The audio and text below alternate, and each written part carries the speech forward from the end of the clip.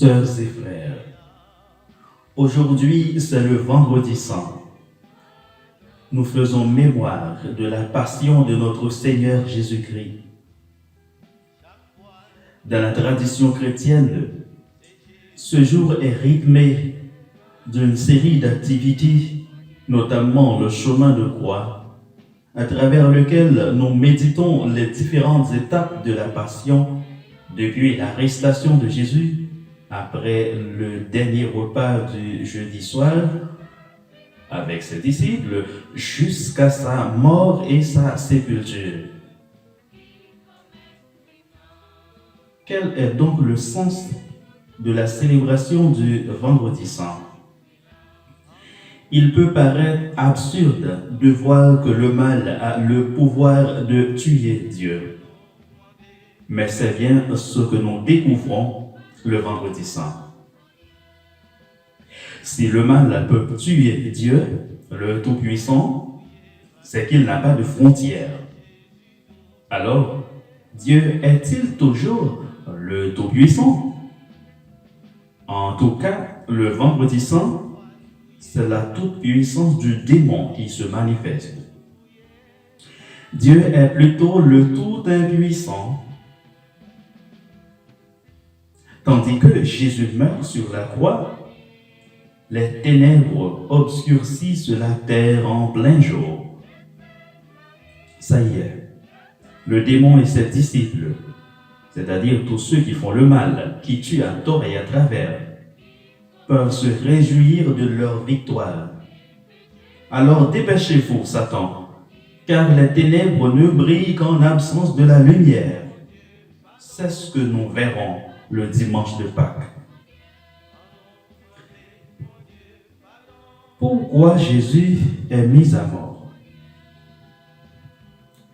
Au dire de Caïphe, il vaut mieux qu'un seul homme meure pour le peuple. Donc, point besoin d'aller plus loin.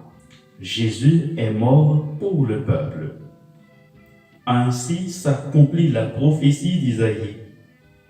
C'étaient nos souffrances qu'il portait, nos douleurs dont il était chargé. Broyé par la souffrance, il a plu au Seigneur. S'il remet sa vie en sacrifice de réparation, il verra une descendance. Le juste, mon serviteur, justifiera les multitudes. Il se chargera de leurs fautes. Isaïe chapitre 53. Le Christ Jésus s'est offert en victime pascale pour expier les péchés de l'humanité. Mais quelle est la place du Christ dans nos sociétés aujourd'hui? Le Christ a donné sa vie pour que par lui, avec lui et en lui, le monde ait la vie en plénitude. Donc, en dehors de lui, l'humanité meurt. C'est-à-dire, en le rejetant dans sa vie, on se retrouve en état de mort cérébrale. Et c'est ce que nous sommes en train de vivre aujourd'hui dans le monde. Dans les lieux publics, comme par exemple les écoles, plus de signes religieux, plus de prières, surtout pas la lecture de la Bible. C'est fini le temps du Tédéum pour l'investiture des chefs d'État.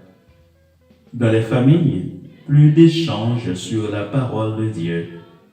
D'ailleurs, tout ce qui se rapporte à Dieu est un sujet tabou. Il ne faut surtout pas en parler dans les familles, les lieux de travail, les entreprises. Le dimanche, les enfants vont à la gym, au yoga, au football, plutôt que d'aller à l'église. On détourne leur attention de Jésus. Bref, Dieu est devenu contagieux. Il faut, coûte que coûte, le mettre en quarantaine au risque de contaminer la société. Alors qu'il est remplacé par les dieux de l'argent, du sexe, du pouvoir. Et ce n'est pas encore le pire. Chaque fois qu'il tente de réinvestir nos vies, nous lui claquons la porte au nez. Nous avons la mémoire trop courte. Nous n'apprenons rien de l'histoire. La Bible nous parle du déluge de Noé. Elle dit: le Seigneur vit que la méchanceté de l'homme était grande sur la terre et que toutes les pensées de son cœur se portaient uniquement sur le mal à longueur de journée. Le Seigneur se repentit d'avoir fait l'homme sur la terre. Il s'irrita en son cœur et il dit: je vais effacer de la surface du sol les hommes que j'ai créés. Genèse chapitre 5, les versets 5 à 7. Aujourd'hui, regardons autour de nous. Nous verrons que le mal bat son plein. Non seulement nous demandons à Dieu de sortir de notre monde, mais nous faisons tout ce qui est contraire à son plan de salut. Il est interdit de porter sur soi un signe religieux, mais il est permis de faire des images sataniques pour appeler la malédiction sur son corps, alors que Dieu dit non au tatouage. Lévitique chapitre 18, le verset 28. La Bible nous parle de la destruction des villes de Sodome et Gomorrhe pour des pratiques sexuelles perverses. Lévitique 20, verset 13. Alors que nous les légalisons. Et celui qui ose en parler risque de se faire massacrer plus misérablement que la crucifixion de Jésus-Christ. Il est dit dans la Bible que tu n'exploites pas ton prochain, tu ne voles pas. Alors que beaucoup se plaisent à dépouiller les humbles jusqu'à enlever leur humanité.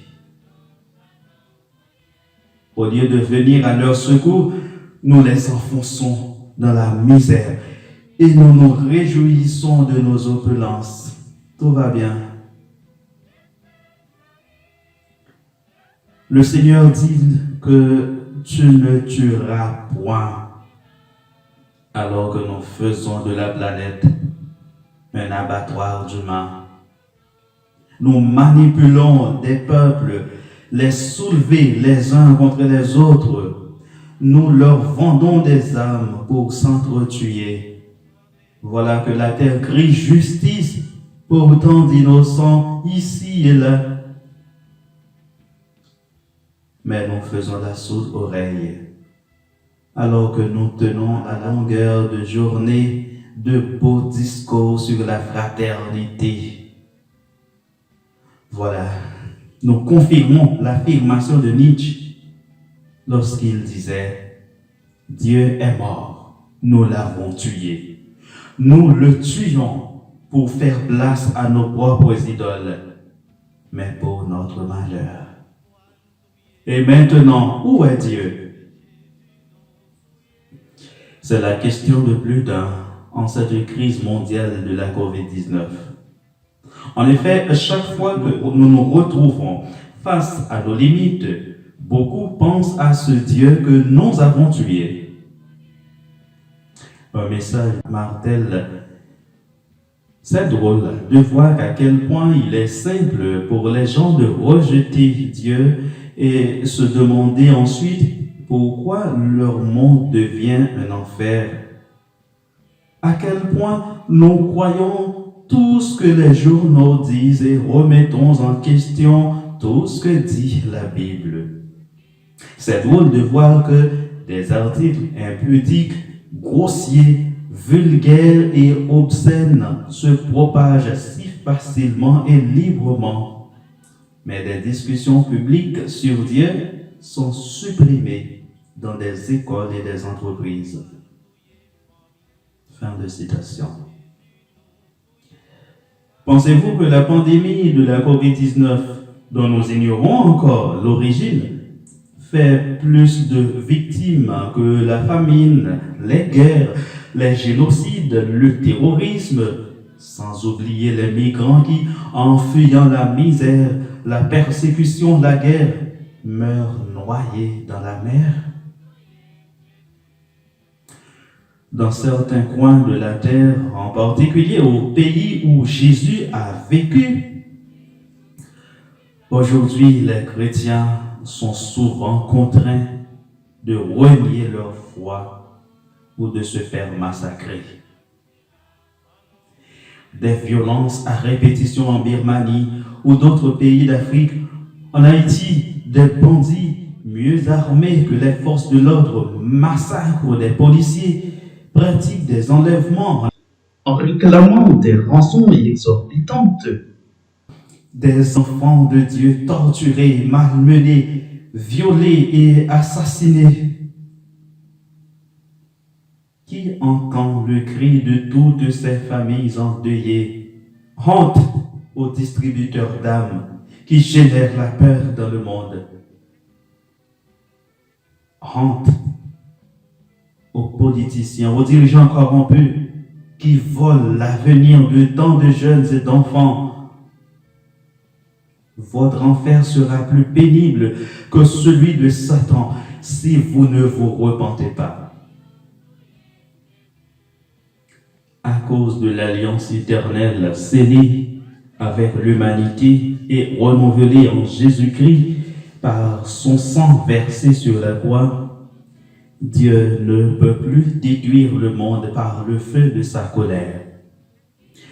Mais ce sont nos armes chimiques et bactériologiques, nos méchancetés, nos agissements déraisonnés et pervers envers nos frères et sœurs humains et envers les autres créatures de la planète qui l'anéantiront.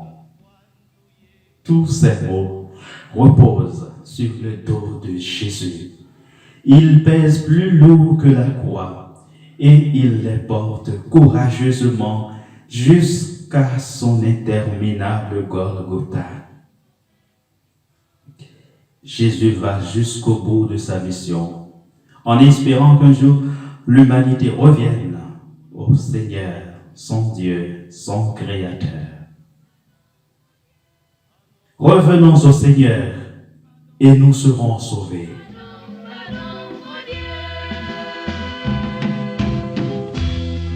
Chaque fois nous y c'est Jésus nous touye. Pardon, pardon, mon Dieu. Chaque fois nous y la vie, c'est Jésus nous touye. Pardon, pardon, mon Dieu. Chaque fois nous y remet, c'est Jésus nous touye.